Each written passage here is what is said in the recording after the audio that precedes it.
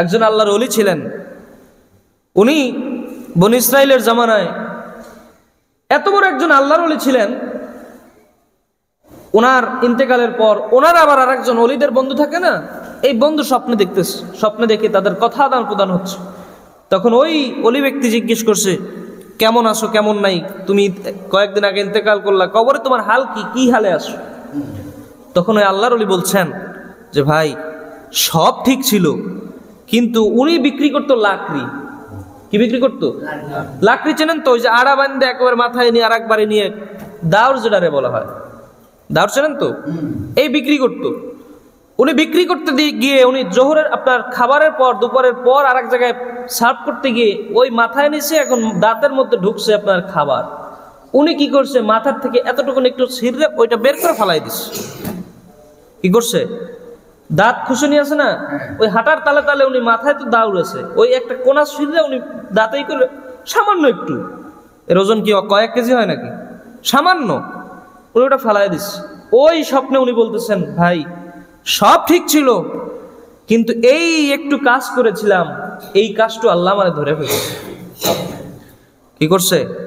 আল্লাহ আমাকে ধরে ফেলছে, যার কারণে আমি এখন জাহান্নামী হয়ে গেছি। যদি পারো এই ব্যক্তির কাছে গিয়ে একটু আমার হয়ে একটু ক্ষমা চেয়ে আইসো, যদি উনি আমাকে মাফ করে হয়তো আল্লাহ আমাকে মাফ করে দিবে। যখন ওনার স্বপ্ন ভেঙে গেল, তারপরে উনি ওই ব্যক্তির কাছে যাইয়া বলছেন, ভাই আপনার এই করছে, উনি তো আসলে এমনি স্বাভাবিকভাবে করছে, কিন্তু হকদার আপনি, যার কারণে আপনি যদি মাফ করে দেন আল্লাহ ওনাকে মাফ করে দিবে, আপনি মাফ না করলে উনি জাহান্নামী হয়ে যাচ্ছে। উনি ক্ষমা করে দিয়েছেন। পরের দিন আবার স্বপ্নে দেখে উনি হাসতেছেন, বলেন না সুবহানাল্লাহ, উনি হাসতেছেন। তখন জিজ্ঞেস করছেন, ভাই আপনি হাসতেছেন কেন? তখন বলছে, ভাই তুমি যে আমার সবচাইতে বড় উপকার করছো, উনি ক্ষমা করে দিয়েছেন বিধায় আল্লাহ আমাকে ক্ষমা করে দিয়ে আল্লাহ আমাকে জান্নাতের মেহমান করে দিয়েছে। কথাটা আমি এজন্য বলছি, দেখেন একজন আল্লাহর ওলি মানুষ ইবাদত বন্দেগী করতো, হালাল হারাম সব তমিজ করে চলতো, ওই একটু এতটুকুন একটু খালি দাঁত খুসনি দিয়া উনি ফালাই দিচ্ছে, যার কারণে উনি কি হয়ে গেছে? জাহান্নামী হয়ে গেছে। এখন আপনি আমি হিসাবটা মিলাই নেন যে আপনি আমি কত হক নষ্ট করছি কয়জন মানুষের। তো যাই হোক, হালাল এবং হারাম এটা একটা অনেক গুরুত্বপূর্ণ বিষয়। আমরা আজকের কোন থেকে টাকা আসছে, কোন থেকে টাকা পাচ্ছি, কি করছি না করছি, এদিকে কোনো খেয়াল নাই।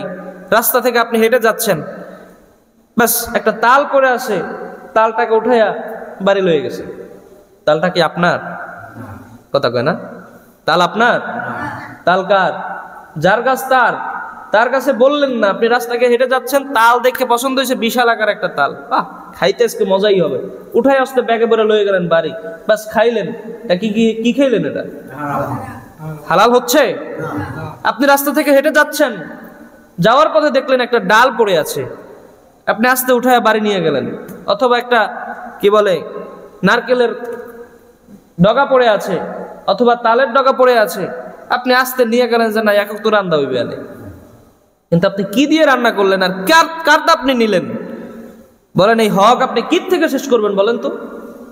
হকটা কি আপনার? কখনো খেয়াল করেছেন যে আমি কি করতেছি? এজন্য আত্মশুদ্ধি, এটার গুরুত্ব অনেক। তাজকিয়া নফস, আত্মশুদ্ধি করা প্রয়োজন, আত্মসমালোচনা করা, নিজেকে নিজে একটু ভাবা। কারণ রাসূল বলেছেন ওই ব্যক্তি সবচাইতে উত্তম ব্যক্তি যে ব্যক্তি নিজের দৈনিকের হিসাব দৈনিক করে ঘুমাতে যায়।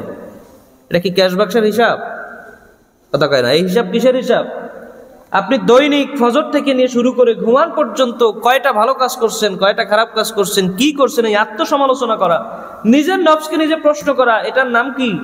উত্তম মানুষ। এটা যদি আপনি করতে পারেন মাথাটা বালিশের সাথে, আজকে সারাদিন ফজর থেকে শুরু করে আমি কি করছি, কয়টা ভালো কাজ আমার দ্বারা হয়েছে, কয়টা খারাপ কাজ হয়েছে, এই হিসাব যদি আপনি করতে পারেন আর টার্গেট নিতে পারেন যে আজকে আমার দ্বারা সাপোজ ধরেন 10টা খারাপ কাজ করছেন, 5টা ভালো কাজ করছেন, বলেন আপনি ভালোর কাতারে না খারাপের কাতারে? খারাপের কাতারে না।